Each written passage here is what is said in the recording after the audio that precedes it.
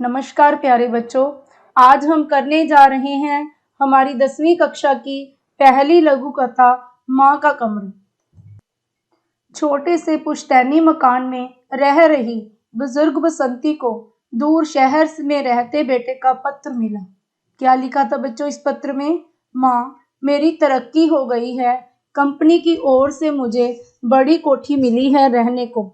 अब तो तुम्हें मेरे पास शहर में आकर रहना ही होगा।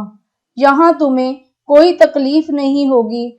पड़ोसन रोशमा को पता चला तो वह बोली, अरे रहने दे शहर जाने को। शहर में बहू बेटे के पास रहकर बहुत दुर्गति होती है। वह बचनी गई थी ना, अब पछता रही है, रोती है। नौकरों वाला कमरा दिया है रहने को और नौकरानी की तरह ही रखते हैं। न वक्त से रोटी न चाय, कुत्ते से भी बुरी जून है। तो बच्चों, क्या होता है कि एक बसंती नाम की बुजुर्ग औरत है जो कि गांव में रहती है। उसका बेटा शहर में नौकरी करता है। एक दिन बेटे ने पत्र लिखा कि अब उसकी तरक्की हो गई है और उसे रहने के लिए एक बड़ा सा घर मिल गया है। इसलिए वह अपनी माँ को शहर अपने साथ रहने के लिए आमंत्रित करता है। लेकिन जो गांव की उसकी पड़ोसन है रोशमा, वो उसे कहती है कि वह सोच समझकर अपना फैसला करे, क्योंकि शहर में जब कोई भी बुजुर्ग अपने बच्चों के पास रहने के लिए जाते हैं तो उनकी बहुत दुर्गति होती है। तो असलियत क्या है, आगे पढ़ते हैं। अगले दिन बेटा कार लेकर आ गया। बेटे की जिद के आगे बसंती की एक ना चली। जो होगा देखा जावेगा कि सोच के साथ बसंती अपने थोड़े से सामान के साथ कार में बैठ गई। इसी सोचा सोची में कश्मकश में बेटा आ गया और बसंती को जबरदस्ती अपने साथ शहर ले गया। लंबे सफर के बाद कार एक बड़ी कोठी के सामने जाकर रुकी। एक जरूरी काम है माँ, मुझे अभी जाना होगा, कह बेटा माँ को नौकर के हवाले कर गई। तो बेटा बसंती को घर छोड़कर काम की तरफ बढ़ गया। बहू पहले ही काम पर जा चुकी थी और बच्चे स्कूल। बसंती कोठी देखने लगी। 3 कमरों में डबल बेड लगे थे। एक कमरे में बहुत बढ़िया सोफा सेट था। एक कमरा बहू बेटे का होगा, दूसरा बच्चों का और तीसरा मेहमानों के लिए। उसने सोचा, उसे कोई अपने मन से ही वो उधेड़-बुन में लगी हुई थी कि कौन सा कमरा किसका होगा। 3 कमरे देखकर उसने अपने मन से ही सोच लिया ये किस किस के हैं। पिछवाड़े में नौकरों के लिए बने कमरे भी वह देख आई। कमरे छोटे थे पर ठीक थे। उसने सोचा उसकी गुजर हो जाएगी। बेटा उसने ऐसा क्यों सोचा कि उसने नौकरों वाले कमरे को भी अपने के लिए ठीक मान लिया? क्योंकि उसे उसकी जो पड़ोसन थी रोशमा, उसने पहले की एक कहानी सुना रखी थी कि बचनी के बेटे बहू ने उसे रहने के लिए नौकरों वाला कमरा दिया था। बस बहू बेटा और बच्चे प्यार से बोल ले, 2 वक्त की रोटी मिल जाए और उसे क्या चाहिए। नौकर ने एक बार उसका सामान बरामदे के साथ वाले कमरे में टिका दिया। कमरा क्या था, स्वर्ग लगता था।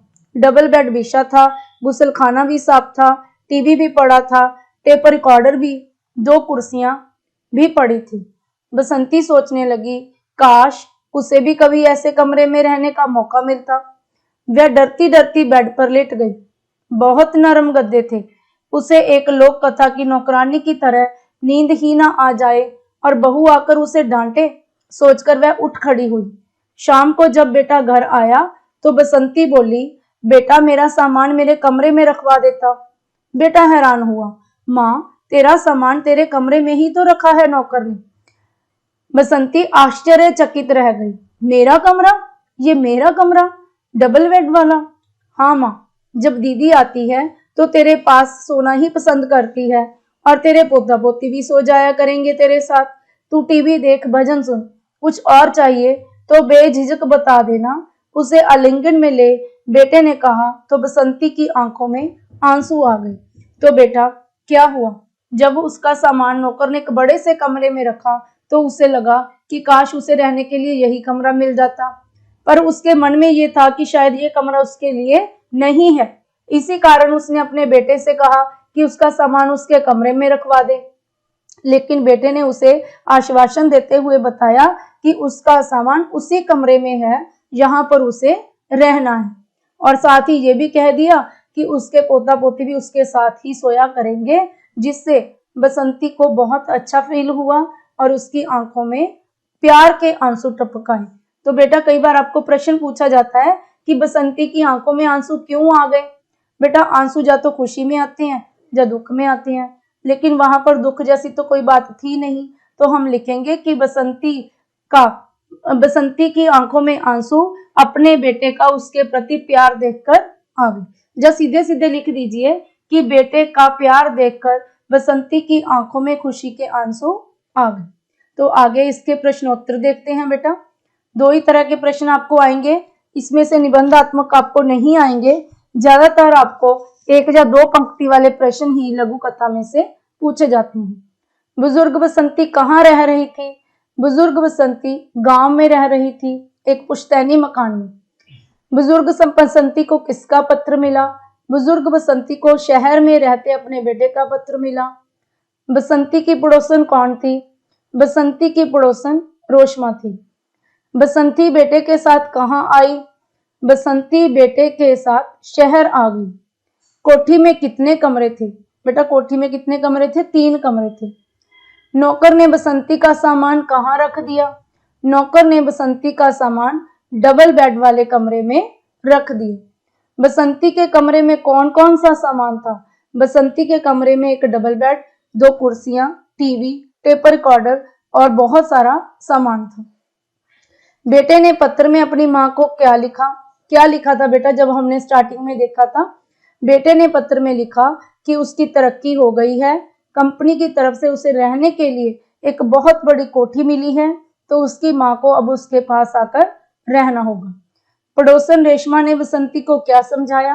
पड़ोसन रेशमा ने बसंती को समझाया कि शहर बहू बेटे के पास जाकर रहने वालों की बहुत दुर्गति होती है। वे उसे ना टाइम से चाय देते हैं, ना रोटी, और ना ही उसे ढंग से बात करते हैं, बल्कि नौकरों की भांति रखते हैं। बसंती क्या सोचकर बेटे के साथ शहर आई? बसंती ये सोचकर शहर आ गई कि जो होगा देखा जाएगा। बसंती की आंखों में आंसू क्यों आ गए? बेटा ये बहुत ही ज्यादा इंपॉर्टेंट प्रश्न है इस पाठ का। बेटे का अपने प्रति प्यार देखकर, श्रद्धा देखकर, स्नेह देखकर बसंती की आंखों में प्यार के आंसू आ गए, और साथ ही साथ उसके मन में ये पश्चाताप भी तो हो रहा था कि वो क्या सोच रही थी और हुआ क्या। माँ का कमरा कहानी का उद्देश्य क्या है? माँ का कमरा कहानी का उद्देश्य ये है कि हमारे जीवन में जो हम प्राप्त करते हैं, जो हम तरक्की पाते हैं, प्रगति करते हैं, उसमें हमारे बुजुर्गों का, हमारे बड़ों का बहुत योगदान होता है। हमें किसी भी हालत में उनके योगदान को भूलना नहीं चाहिए। इसके बाद बेटा ये 3 लाइनें पंजाबी में लिखी हुई हैं, इनको आपने हिंदी में लिखना है, पाठ में हूबहू लिखी हुई हैं। ये भी बहुत इंपॉर्टेंट आपका गद्यांश है, जो आमतौर पर पेपर में आपको देखने को मिलता है। तो प्यारे बच्चों, ये थी आपकी लघु कथा माँ का कमरा। मेरे चैनल को ज़्यादा से ज़्यादा लाइक करें, शेयर करें और सब्सक्राइब करना ना भूलें। बेल आइकन अवश्य प्रेस कर लें ताकि आने वाले नोटिफिकेशन आप तक पहुँचते रहें। इस पाठ को, लघु कथा को देखने के लिए बहुत बहुत धन्यवाद।